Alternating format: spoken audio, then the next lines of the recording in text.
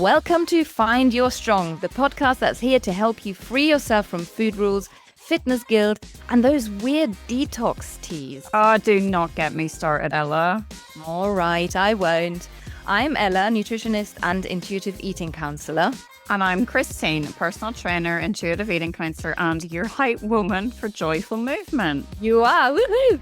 Together we talk to experts, share stories, and hopefully leave you feeling a bit more at home in your body. So if you're ready, let's find your strong. So this episode, I think you are going to love with, I'm not going to pronounce his name right, Ella, Michael Ulloa. I thought it was Ulloa, but I think it's a Spanish name. So he does say it on the podcast. So,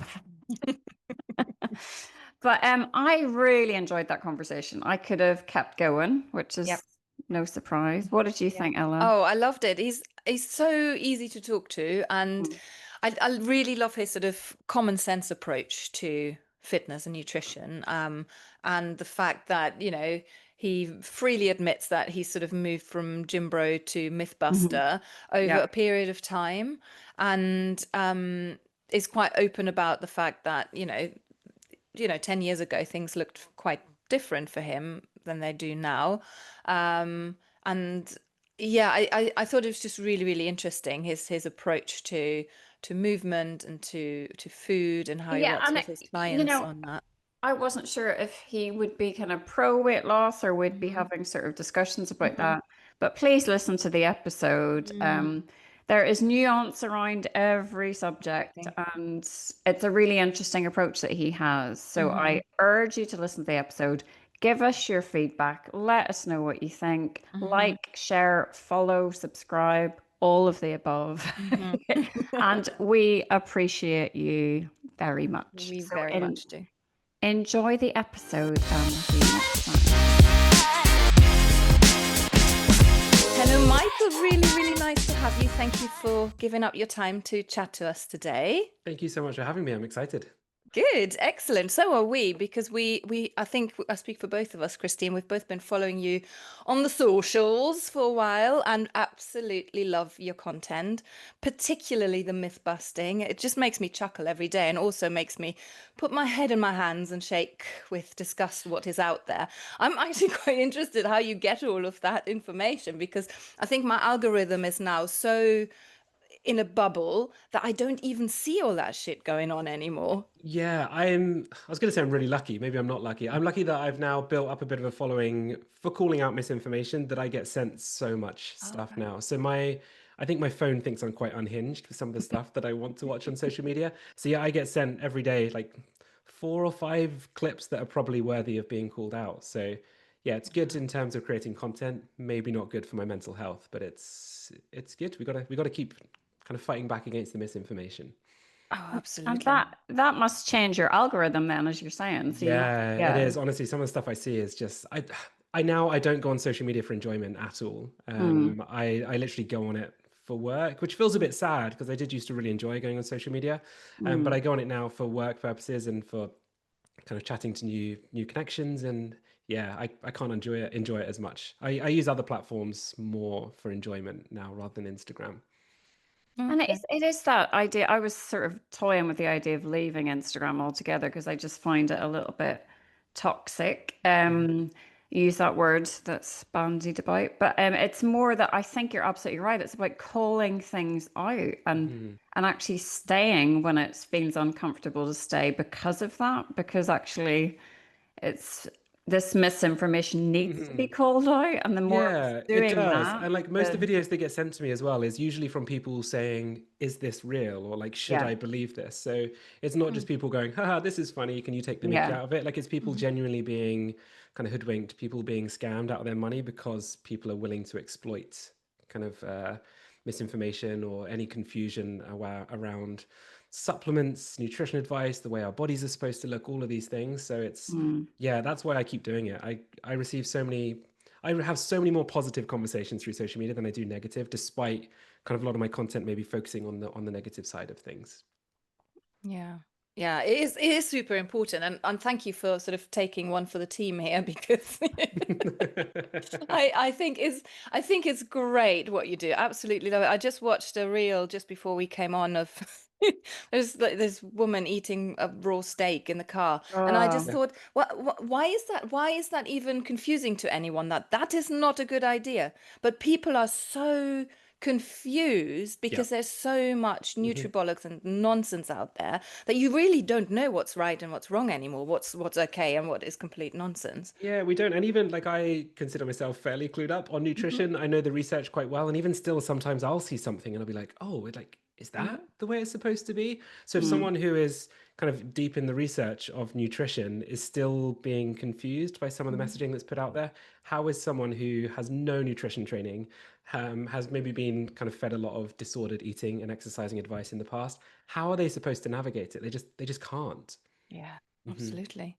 So how did you get to this place? Were you always a little bit sort of critical on what was out there, or how did you start? Not really, no. I was definitely in the kind of gym bro camp when I first Hmm. started off, mostly because that's what was the way I was told fitness was supposed to be, right? Like you train to be a personal trainer and Mm. you're shown like, right, this is how you help people lose weight. Like that's just Hmm. always what you're taught as soon as you train.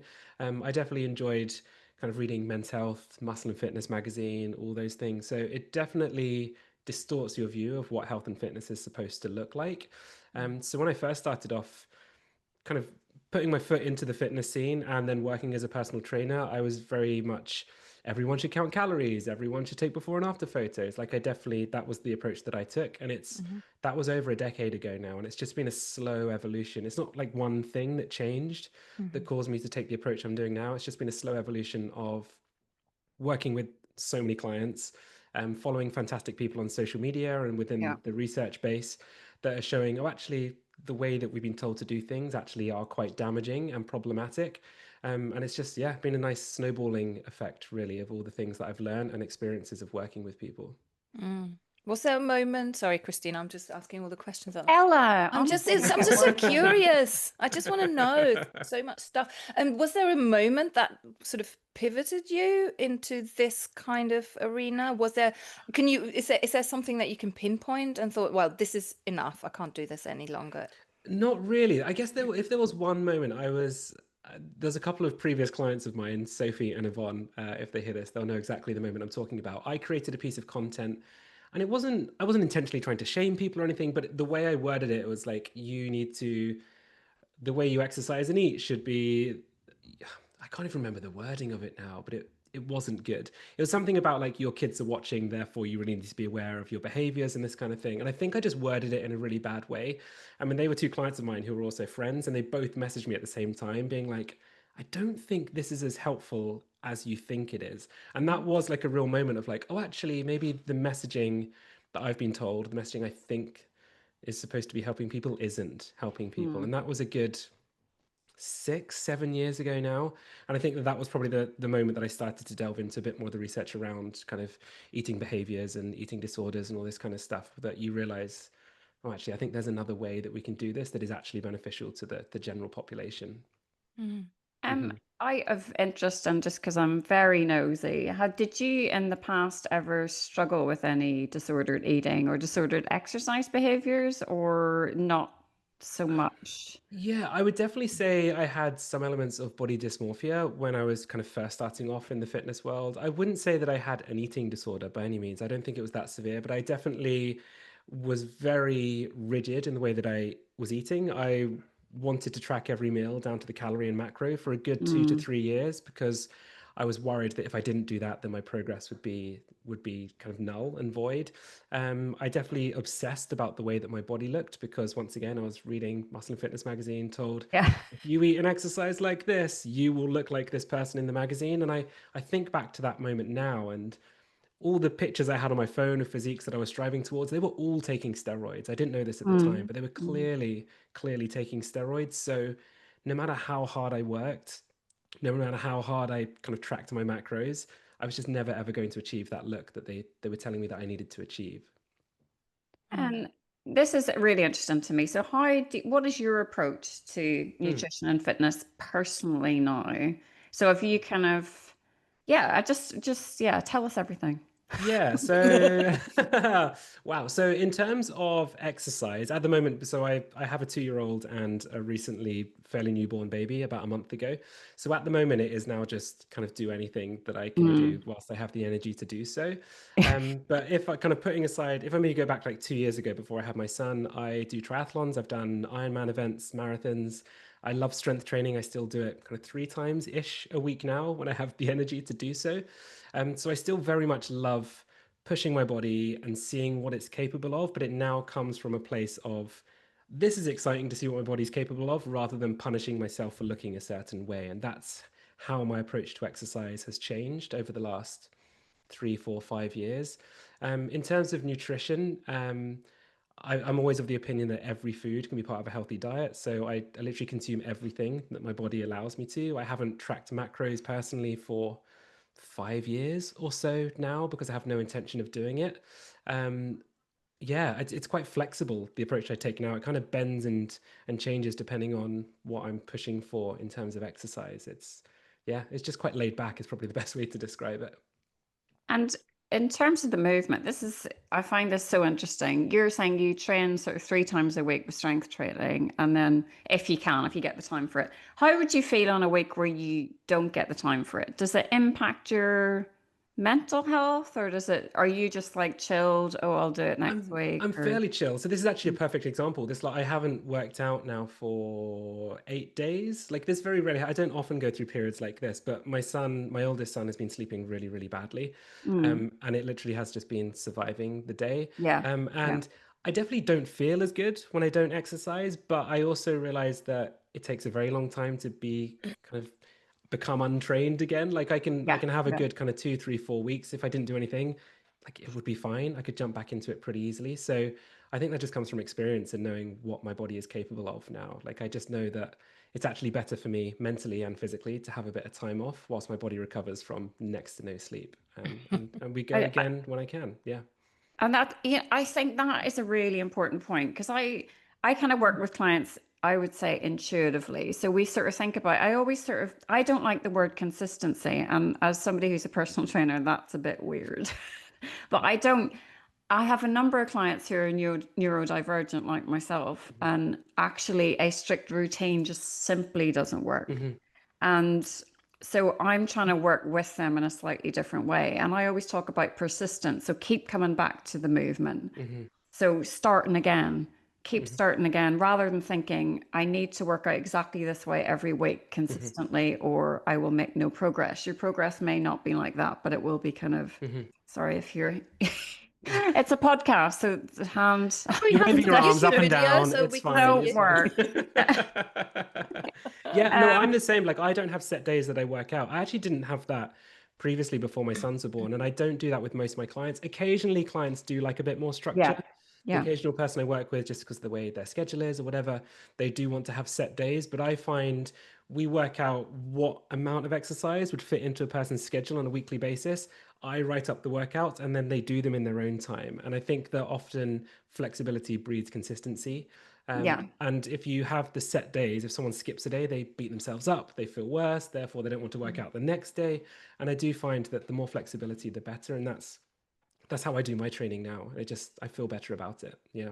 Mm. Yeah, I think that there's a lot of parallels to how I work with my clients in terms of intuitive eating, because the flexibility is the thing that people find so scary initially, but that's the thing that really makes you able to tune in. You said earlier that you feel better when you exercise, Hmm. but that sort of mentally it's not detrimental to your well-being if you Hmm. have a period of time where you don't. And I think it's that flexibility, that getting to that place where you can do that. I think that's really important. So can you tell us a little bit how you guide your clients to that place? Because I would imagine that when they first engage you as a personal trainer, they'll be like, right, give me that program, Monday, Hmm. Wednesday, Thursday, I can exercise. What can I do?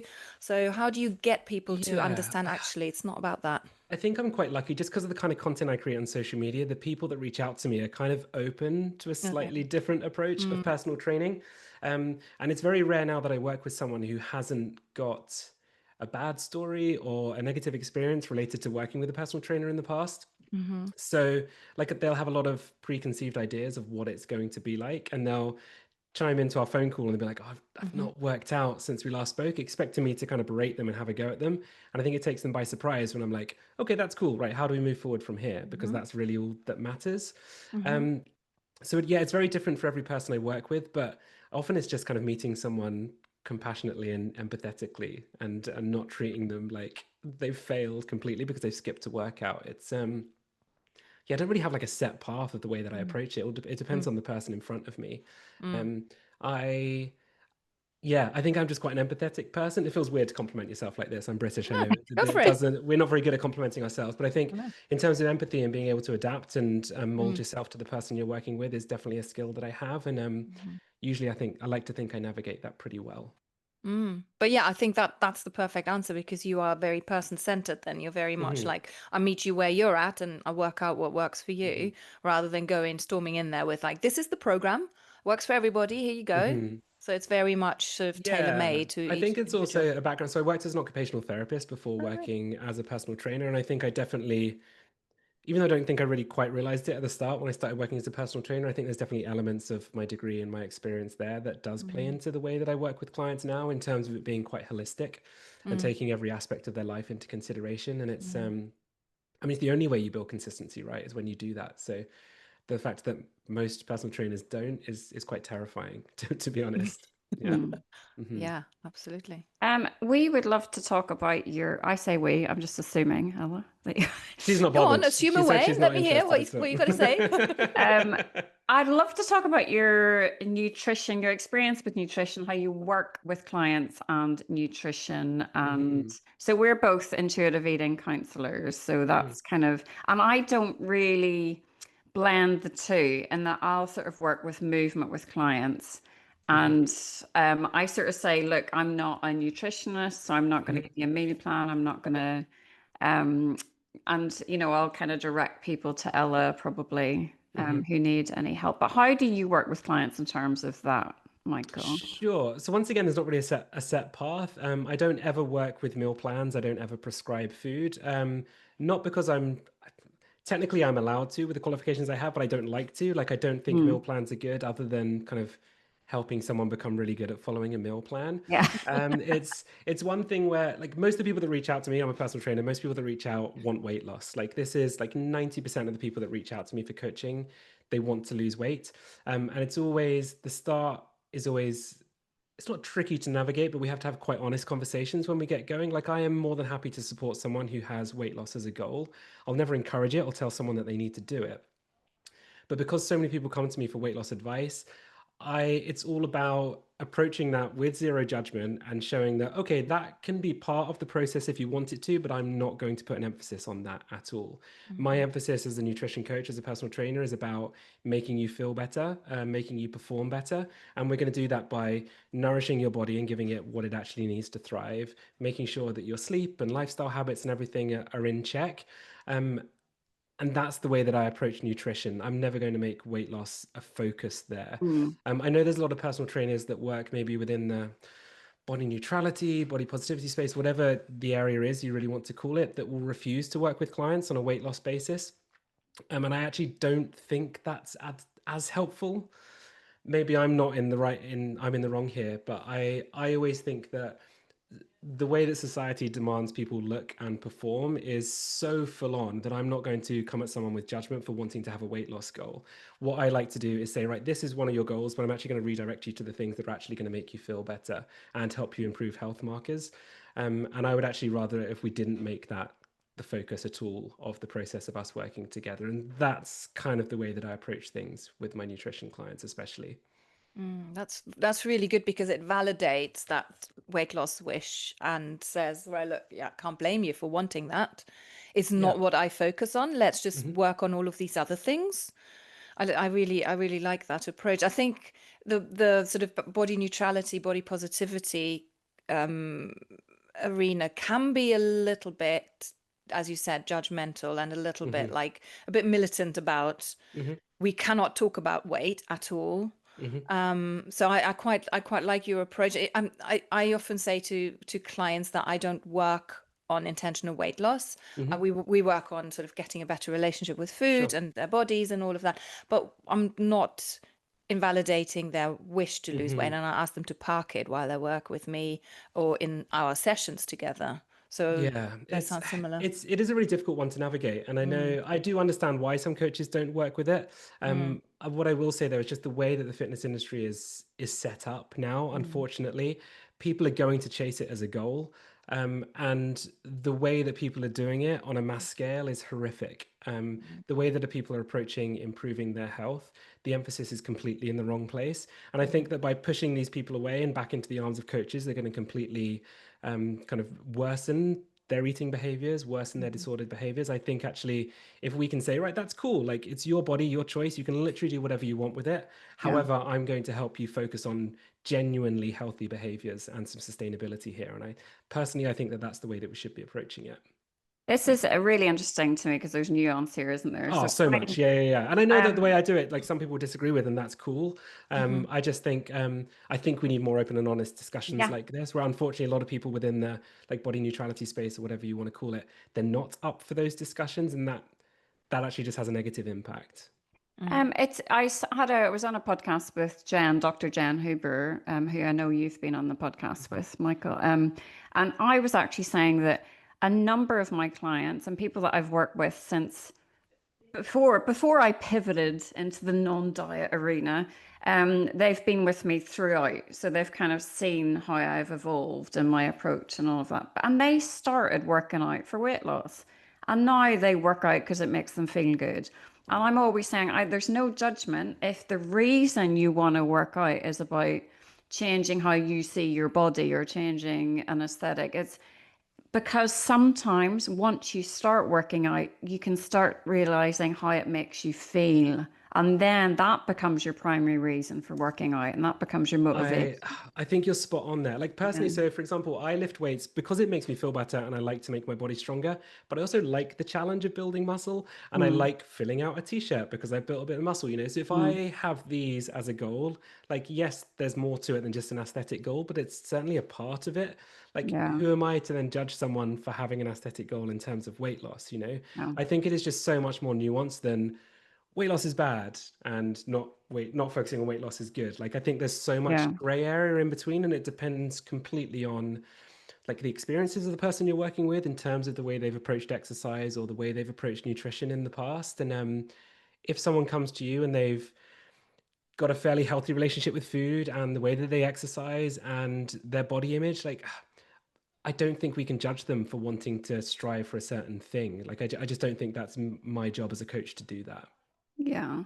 mm, I mean, yeah, and it's funny because one person that I talked to recently, she liked my approach, but was really worried I wouldn't push her hard enough Hmm.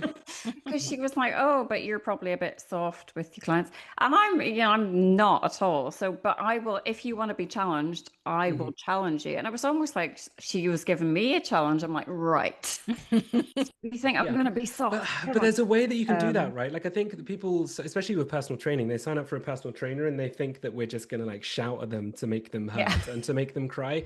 Whereas I think we can really challenge people in a yeah, way that shows compassion and yes, is done in a structured way. Like for example, I do triathlon, Ironman events. There is nothing kind of fun or soft about that at all. But the way I approach my training, I do bend to how my body is feeling, how my mind is feeling at the time.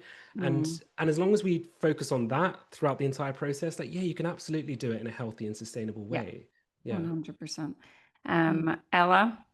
Yeah, but it's all about the tuning in, isn't it? It's all about understanding, Which what is does your really body hard to do want? when someone especially Mm. come from quite a disordered background. Like Yeah. that's really, really difficult to do. And it can Yes. sometimes take people kind of months, if not years, to get back to that point. But that's hopefully what we're here for, right? It Yeah. is it is just the lack of judgment that I really appreciate because it Mm. is I have a client who won't mind me saying, but she recently started intermittent fasting and she was so scared to tell me because she was like just expecting that Mm. judgment. And as soon as she told me, I couldn't, my face just was like, and I'm like, I'm sorry. And she's like, I know, and I had to sort of, I learned through my clients, to be honest, because how dare I judge her? I spent Hmm. most of my life dieting and trying to change my body in certain ways and plagued with eating disorders. How can I judge somebody else? We live in a dieting Yeah, culture, and it I is think very much. there's a really, I guess that is amplified even more so with weight loss medication coming around now. Yeah. So I currently work with a few people that are on weight loss medications, because they want to do it they want to focus on the habits when they eventually come off this medication. That means that the changes they're making are sustainable. I wasn't working with anyone taking weight loss medications. And then we did a podcast episode on my podcast talking about the nuances around weight loss medications. And then I had people reaching out to me being like, oh, okay, now this trainer is not going to judge me because I've heard his opinion on this medication. And he Yeah. realizes that there's so much nuance around these medications that therefore people now feel comfortable reaching out to coaches that are going to show the compassion. So, which just kind of cemented my thoughts on the way that I approach nutrition, the way I approach exercise is how I think coaches should be doing it right now. Yeah. Yeah, absolutely. I love that. And I think we just had a very interesting conversation with Sarah Dosanjh on GLP-1s, and in a similar kind of vein, she said that we can't judge someone for taking them, but we can support them nevertheless, with our with either one of our approaches. We can make sure that they're in a safe place, in a non-judgmental space. They're going to take them with or without us, so that I'd rather Exactly. they take it with us, Yeah. being there supporting them and creating, as you said, sustainable change that will help them. Yeah, I completely agree. Like, I think a lot of coaches, I guess if you give out cookie cutter guides on a non-stop basis and you just focus on weight loss with people, then you probably should be worried about GLP-1 medications. But if you're a coach who genuinely wants to help people to improve their health, I actually think that coaching becomes even more important now that these Yeah. medications are here, because people need to do it in a safe and sensible way with an emphasis on the long term. And that's where, once again, coaches having these discussions and doing it with empathy is so, so important. Yeah, definitely. Do you have any? I know that you're in the haze of fatherhood at the moment, which can last for several years. But do you have any sort of dreams to do more triathlons or Ironman competitions or Yeah, high I rocks? I do. I don't have any interest in high rocks. Like, No. I think that's very much on the kind of CrossFit spectrum, which doesn't interest me at all. I think I'm quite a lone exerciser. I like doing strength training with my headphones on. I like doing triathlon with my headphones on. It's just kind of me and my own thoughts. I definitely will do more triathlon events. I've done Ironman 70.3 events, and I really want to do a full Ironman next. I did sign up to do one a year and a half ago, and ended up pulling out of the race 3 weeks before because I kept getting sick. My son started daycare just Yeah. before, and I was sick for like 2 months leading up to it, and I just wasn't going to put my body through that. But yeah, I absolutely have a goal to go back and do another 70.3 and then a full. But I'm just mentally, I'm not there yet. But And yeah. this is something that I find really interesting. I've done marathons, so I haven't done triathlons, but I've done 5 marathons. And I enjoyed 4 of them, but the last one I did, I absolutely hated it. Absolutely hated it. And I'm just kind of wondering why. And I don't know whether it was just Like, maybe, what's going on in your life around it? I think that plays such a huge part. and Yeah. I didn't train as much because I was like, muscle memory. I only need 3 months. I've done this before. It'll be fine. It turns out you don't. You need a bit more than 3 months to do a Yeah, marathon. it's so difficult to know, isn't No. it? Because when I Yeah. was training for that last one, when I was getting sick, I just knew something wasn't quite right throughout the whole training process. Like, my head wasn't fully in the game. So the way I was approaching every training session was maybe I was kind of not putting my foot down as hard as I should have. Yeah, and I know I'm not ready for it yet at all. So I'll give it another year or two, I think, and then I'll go for it. But yeah, not yet. I'm happy doing my 3 strength workouts, going on the occasional run to enjoy the countryside. Like, that's me. I'm happy right now. And you're That up. sounds nice. That sounds Yeah, much better than right, Ironman and exactly. marathons. I'm Yeah. still when Christine said, "I wonder why I didn't enjoy the last one." I'm like, I'm in a I'm very old. different camp to you. I'm like, why do you enjoy this? Full stop. That It, sounds like torture it's to like a me. mental, it's a mental battle. So I Hmm. can't, it is like a marathon is such a weird journey you go on. I hate, I Yeah. don't like the word journey, but it it reminded me a little bit of childbirth, talking topically. Because Jesus. at some point, I'm listening to music and it's helping me and it's great. At some Yeah. point, nothing is helping. Hmm. There is just so much. Do you You know just what? have to like just throw the headphones Yeah. away. Nothing. The pain is intense, and it's just like you just have to get through it somehow. And it Some of is, the races are like that. Yeah. yeah, and it feels like there is this sense of achievement, isn't there? After you're finished, you're like, wow, my body is Ah, freaking amazing. I ran 26.2 miles. I mean, there, you know what I mean? You suddenly feel this gratitude for your body that, honestly, the marathons I've done, like the half Ironmans I've done, the endings have been some of my most favorite days I've ever been alive. Like honestly, Oh, just like the sense of achievement, the family being there to support you, like it's really, really cool. And I think it actually opens up a wider discussion here about kind of what is acceptable in terms of pushing ourselves. And I don't know if I'm going to yes. word this very well at all, but mhm. like it's why I'm always quite wary to completely write off gym bro culture within the fitness scene. I love strength training and I actually get quite pumped up by some of the really gym bro aspects of fitness. In terms of like Arnold Schwarzenegger's Pumping Iron documentary, it's ridiculous. Like all the guys are clearly taking steroids. There's nothing kind of healthy about it, Mm, but it kind of motivates you to work out if you know the nuance behind it. And I think mm, that's kind of what I always aim to do through social media is I'm not making judgment, I'm not telling people what to do. I'm just saying, right, this is the deal with this thing. This is the deal with this thing. Here's all the information. Do what you want to do and do what makes you happy.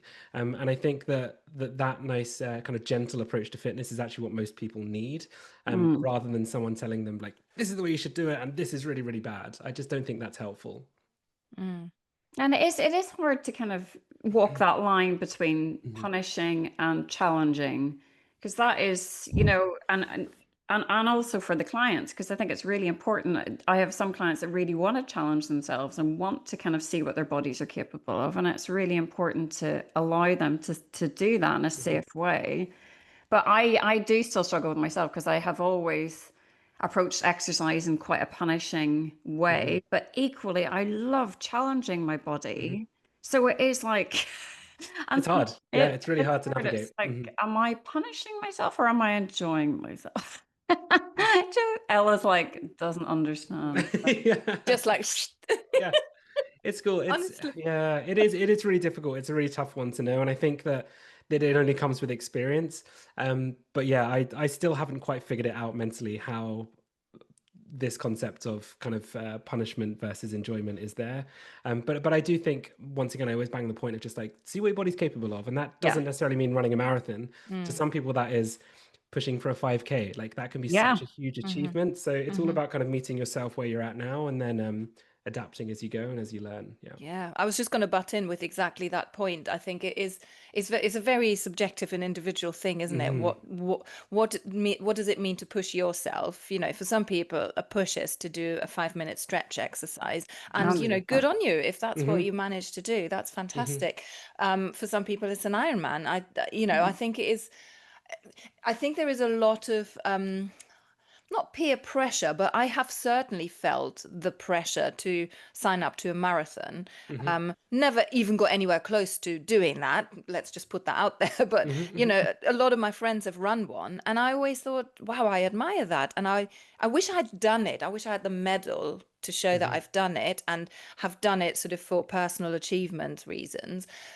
But there's not a single part of my body that would want to actually do it. So I admire that, and I feel like there is maybe I don't know what I'm saying. I'm waffling now, but I'm thinking there is a lot of pressure outside from outside to kind of achieve those things, whereas for some people an achievement would be to what I just said, do a 5 minute stretch every It's day. yeah, no, your point is bang on because it's actually one of the issues I have with things like high rocks and CrossFit. Like at their core, fantastic, getting people moving, I love it. But a lot Mm-hmm. of it does become about comparison with other Mm-hmm. people of Mm, kind of Mm-hmm. hitting a certain time or Mm-hmm. doing it topless and showing what your physique looks like. mm. Whereas I think you're just never going to win. And I think that's the point that you need to Mm. make. Like no matter what you do, someone has done it faster, someone has been Yeah. Yeah. stronger, someone has gone further than you. Like if you've done an Ironman, great. There's a guy that did like an Ironman every day for like 100 days in a row. Like you're just never going to compete with these people. Mm. So I think as long as you're doing it from a place of I'm challenging my body to see how cool it is, Mm-hmm. rather than I'm challenging my body to see if I can impress other people, Yeah. because that if you're stuck in that cycle, which is Yeah. what a lot of people, especially a lot of men within the fitness scene, are stuck in at the moment, that's where things start going south, and that's why things like steroid use are incredibly rife at the Right. moment. Like the emphasis now is just on getting as big as possible, and if you're not, then you apparently don't know what you're talking about. I get it on a daily basis on social media from other men. Telling me that I don't know what I'm talking about. I look like I've never lifted weights. I'm too skinny. I'm too fat. Like no matter who's talking to you, you're just never going to be enough for these people. So as long as you're doing it from a place of self-love and kind of challenging that, then yeah, it's cool. Go for it. And how do you cope with Definitely. comments like that, Michael? Because it's, in absolute honesty, because I was told by another trainer who's, well, I was told, oh, wow, you do so much exercise, but you look so normal. And I was like, oh, and I had to step back from it and go, that's actually okay, because I'm trying to be relatable. I'm trying to say fitness does not look a certain way. So that's really good, but it took me a minute.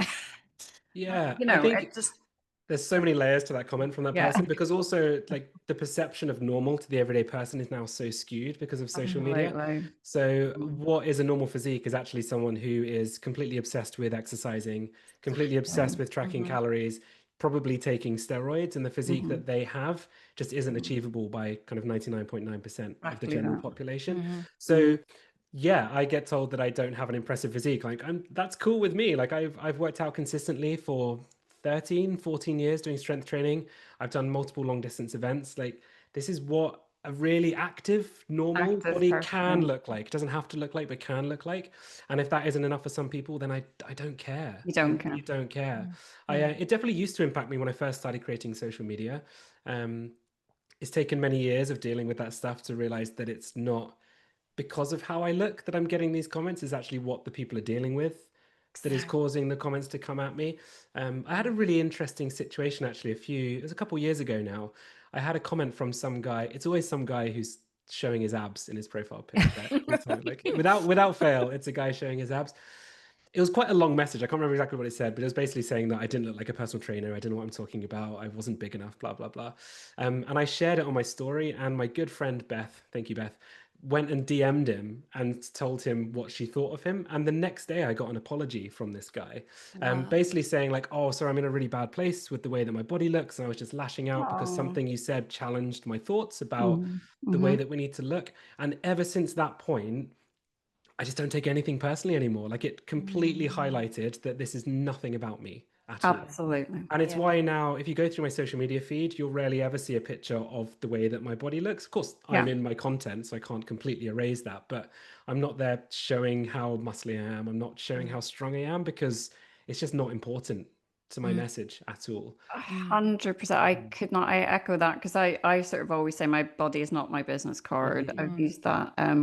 Because, and so for me, I'll show myself doing a deadlift or doing a Mhm. kettlebell swing, because that's what I It's what we teach, do. Yeah, yeah. what I Mm. do. But I have another lovely trainer who said, "Oh, Christine, let's do a reel together. Can you send me some bikini photos?" And I went, "No." No, it's not No. what it's about, No, is no, it? no, I won't. Mhm. No. No. And she couldn't quite, because she was like, no, but it's about sort of body Mhm. neutrality, body positive. And I'm like, but I want to decenter the body. I actually want to Mhm. make it about how you feel in your body, not about Mhm.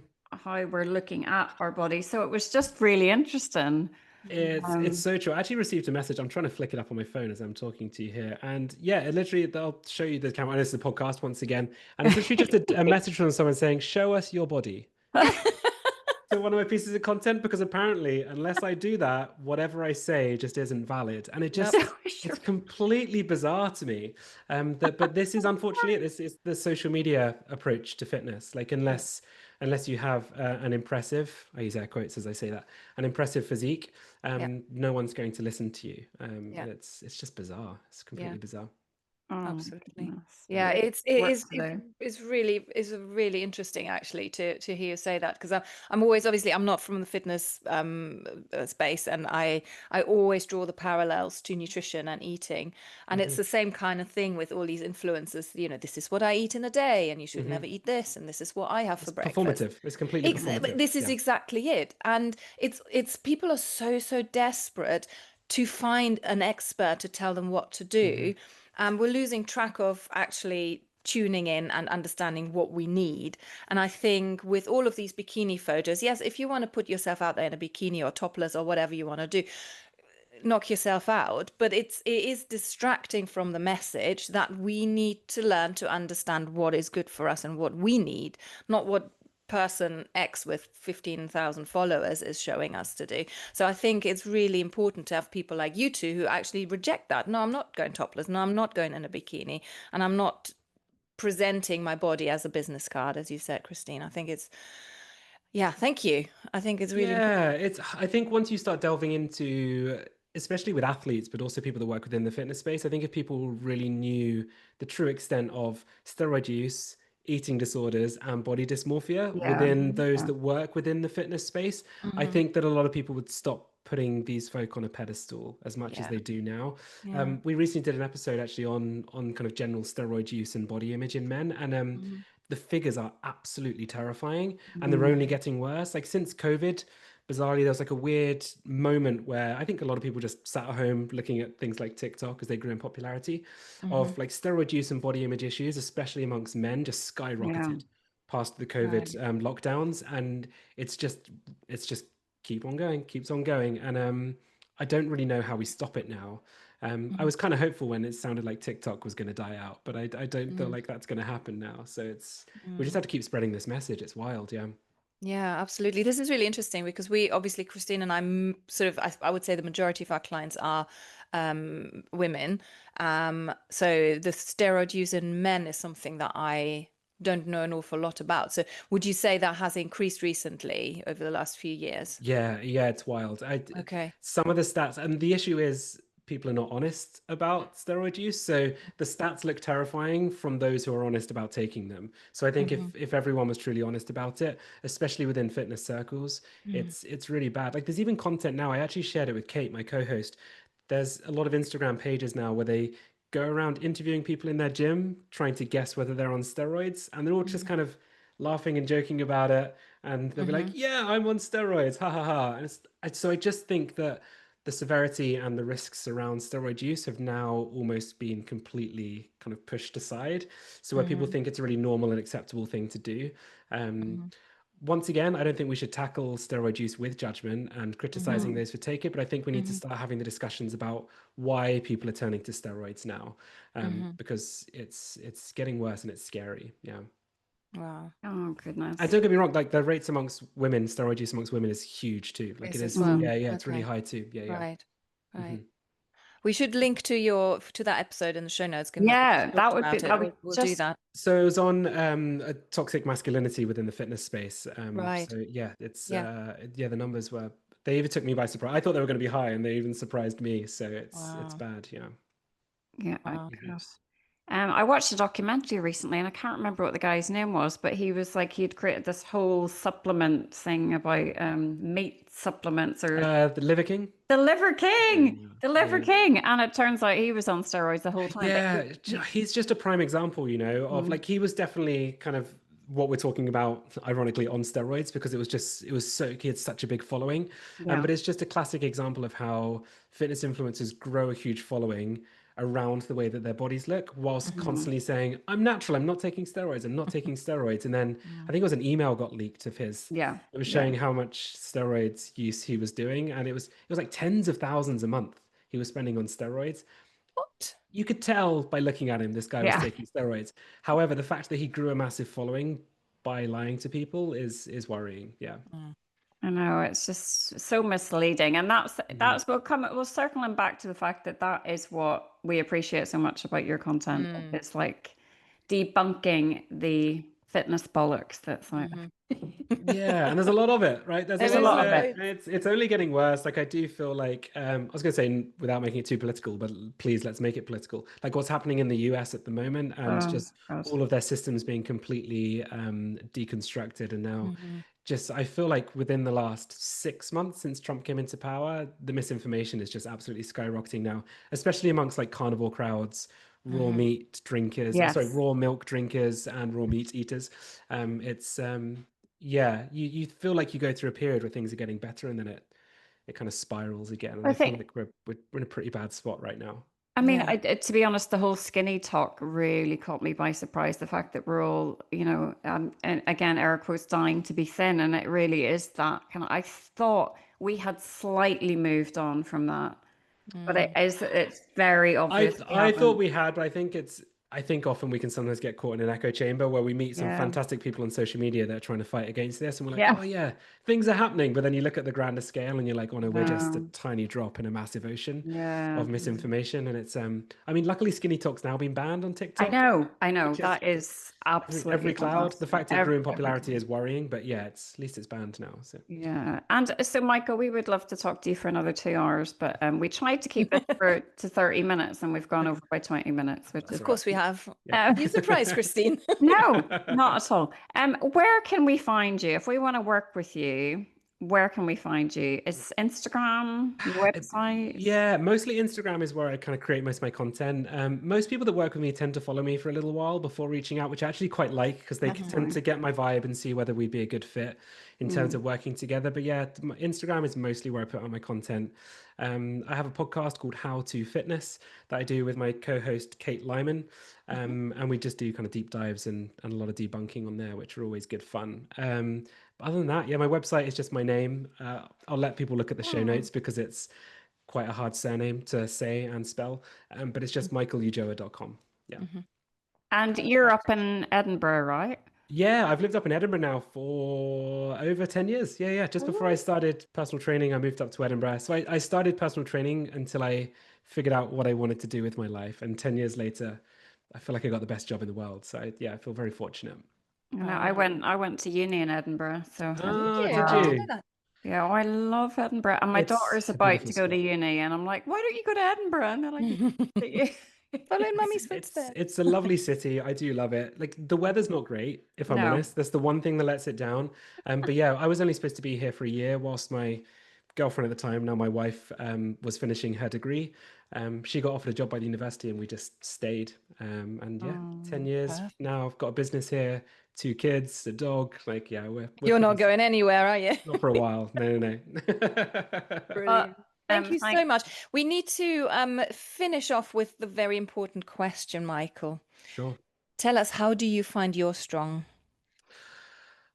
Just by not listening to the opinions of anyone else. Yeah, like I spend so much time on social media, which isn't good for your mental health, even for the people that work on it. And I find that the way that I find my strong is simply turning off the noise from what anyone else is doing.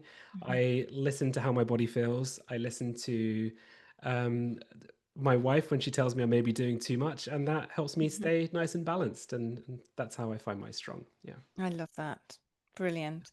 Thank you so much for giving up your very little time that you have at the moment and actually staying awake for us. Yeah. Really appreciate that. Thank you. Loads of caffeine. I'm doing good. Thank you so much for having me. It's an absolute pleasure.